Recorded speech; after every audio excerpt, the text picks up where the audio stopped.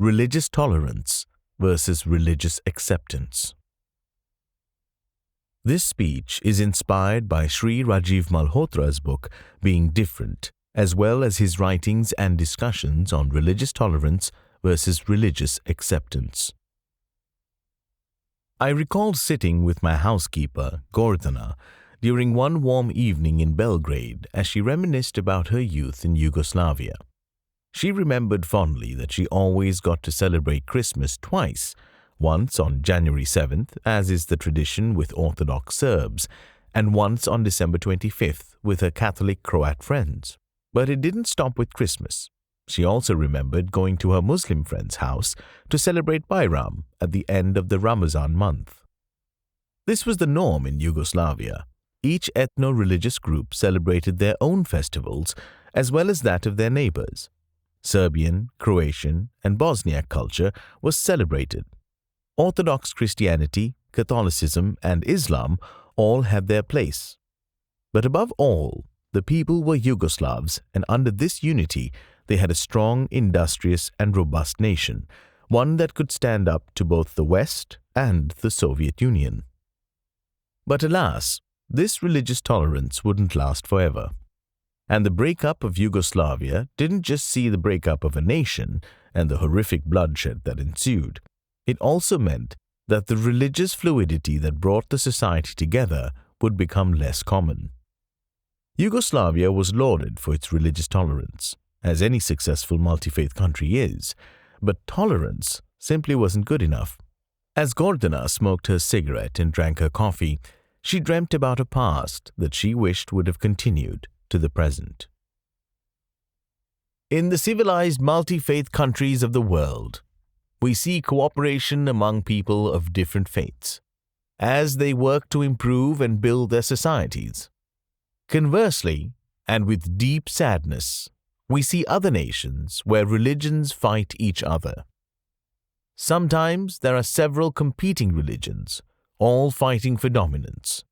Other times, there are one or two religions that seek to destroy the others, and in response, the followers of all other religions assert their religious identity above the national identity, seeing it as the only way to protect their faith. The latter nations are those that have high levels of religious intolerance, something that the civilized nations of the world rightfully reject. However, the civilized nations of the world also have a flaw. While they are not intolerant, they are tolerant. And while religious tolerance is better, it is not the ideal. It is a stepping stone, and it should not be the final destination. Religious tolerance does not lead to more social harmony. Religious tolerance is just one step away from a holy war in which the most unholy and unspeakable crimes against humanity are inevitable. So many multi-faith nations today boast about having religious tolerance. But if tolerance is the best one can do, then our aspirations are low and are beyond pathetic. I ask you, if a husband and wife tolerate each other, is that marriage going to last? We all know it will not. The husband and wife who tolerate each other don't love each other. They hate each other and are just putting up with each other for whatever reason. Conflict may not occur, but the threat of conflict is always lingering. What happens in a multi-faith society if we simply tolerate each other's religion? We'll tolerate each other until we don't. We'll put up with each other until we've decided we've had enough of each other. The only way out is to get out of this barbaric cultish mentality that we are right and that the other man needs to change his ways. The reality is that all of us are right about some things and wrong about others. As Swami Vivekananda proclaimed at the Parliament of Religions, quote, "Every system has produced men and women of the most exalted character," unquote. This is absolutely true, and we must celebrate the beauty in each religion. Equally, we must introspect on each religion and realize that none is above reform, none is above criticism, and no scripture should be above questioning, reform, and outright rejection.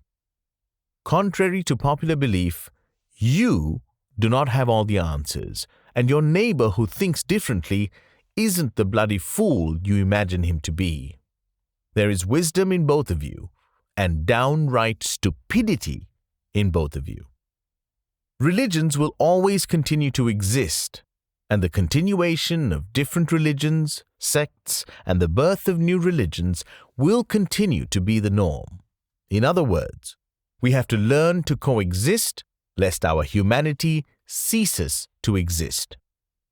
The only way forward is to move beyond religious tolerance and follow religious acceptance. Already, most religions are capable of this. The only major civilization that has shown the way is the Dharmic civilization, born in Bharat, better known as India to most of the world today. India is the birthplace of 4 major religions: Hinduism, Buddhism, Jainism, and Sikhism. All have commonalities and differences, yet what they are all firm on is mutual respect. My traditions may differ from my neighbor's, but he is not wrong. I don't just tolerate him, I accept him. I recognize that both he and I are capable of reaching the divine, regardless of the path we take. Just as his path may have flaws that need fixing, I am not arrogant enough to believe that my path is perfectly carved out or that there are no potholes needing attention. That is how multi-faith societies should think. Too often we see religion as a means to help us believe. Rather, it should be a means to help us seek. Let us explore each other's faiths, scriptures, and festivals, and choose our own path to reaching the truth. Let us accept, not tolerate, that while our neighbor may choose a different path, he does so with the same sincerity and conviction as we do. How different the world would have been had the tyrant Aurangzeb not ordered the beheading of his own brother, Dara Shikoh. Dara Shikoh authored The Confluence of the Two Seas, in which he aimed to explore the beauty and wisdom of the Sufic and Vedic worldviews. It was a call for pluralism in an ancient India where Hindus, Buddhists, Jains, and Sikhs were fighting for their survival from the tyrannical Mughal rulers. What the future of the Indian subcontinent would have been like had Dara Shikoh's message and call for pluralism and religious harmony been heard is one that historians and ordinary citizens alike have pondered time and time again. Sadly, Aurangzeb's tolerance for his brother ran out. When the barricade of tolerance breaks, intolerance charges in and wreaks havoc. Aurangzeb charged Dara Shikoh with apostasy and had him executed. In the name of reaching heaven, Aurangzeb unleashed a hell, one that no one from the Indian subcontinent today can forget.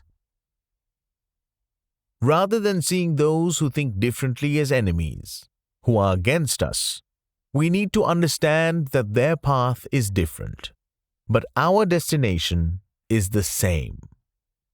But to those who reject this idea and who won't rise above tolerance, you are hostile to the idea of a cohesive multi-faith society. You see yourself as part of the solution, but it is you and others of your ilk who are responsible for the problem. If you live in a multi-faith society and your religion pits you against your fellow citizens, causing you to see them as your enemies rather than those with whom you must have allegiance to, then your religion must evolve. Your country comes first. This is non-negotiable for any multi-faith country. To those who reject this idea, don't tremble when your society turns against you and scorns you. The animosity you will face is an animosity you have asked for. You will have no one to blame but yourself, whether you like it or not. The days of exclusivism are gone. Pluralism is here to stay. Each multi-faith nation can be based on the values of one religion, but must find a way to accommodate others. Likewise, minority religions that are treated with respect must also give respect to the majority religion. Respect is a two-way street. Respect those who respect you. If you fight those who respect you, you will be showered with constant disrespect, and no umbrella will protect you. If you cannot cultivate mutual respect, then you are unworthy of being treated with kindness, politeness, and dignity. The Pakistani army chief Asim Munir proudly and foolishly boasts about the two-nation theory and scorns the Hindus, both in India and in his own country. What has Pakistan gained from fighting against religious pluralism? A weak passport, a haven for terrorism, and a begging bowl for food and water. Well done. What happened to the Catholics and Protestants in Northern Ireland who have chosen to live apart and are hostile toward each other? What have they lost? Thousands of lives. What have they gained? Not a bloody thing. The great Lee Kuan Yew turned Singapore from the slum of Asia to one of the most successful countries, not just because of his economic policies. He also recognized that the Singaporean identity had to go beyond race and religion. As he explained, you may call someone else's god a superstition, but if they have given succor and comfort for successive generations, then who are you to say your holy book isn't superstition? In this world of religious pluralism that we must seek to build, we must also create a space for agnostics and atheists. Just as the believer must have a space to believe, the agnostic must have a space to question, and the atheist must have a space to reject. Those who do not consider themselves believers are also seeking to understand the universe's intricacies, the purpose of life, and how we can all be more moral. Religion is a path, and so is irreligion. The believer must have room for doubt. The non-believer must have room to reconsider his or her beliefs. There is no one path that everyone must follow. Instead, we must have an infinite number of paths available to us, and none of us should be attacked should we choose to change course, as our destination will always be the same. If we work towards a world where we accommodate different paths, we are working toward a more civilized world. We must also reopen paths that have been closed. May Europe, Asia, Oceania, and Africa rediscover their ancient religions. May the new world rediscover the old gods. May the dream of Chief Red Jacket come true.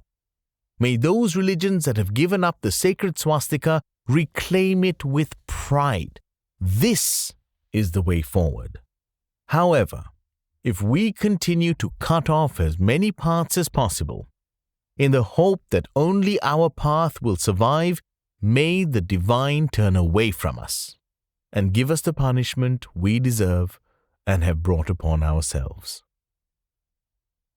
This speech, excluding quotes, was written by Raghav Suri. Text, excluding quotes, and audio is copyright 2025, Raghav Suri, all rights reserved. Narrated by Ram Ranjini. You can find more works by Raghav Suri at raghavsuri.com. You can find more works by Ram Ranjini and voiceover services at Ram Ranjini VO on Instagram. Thanks for listening.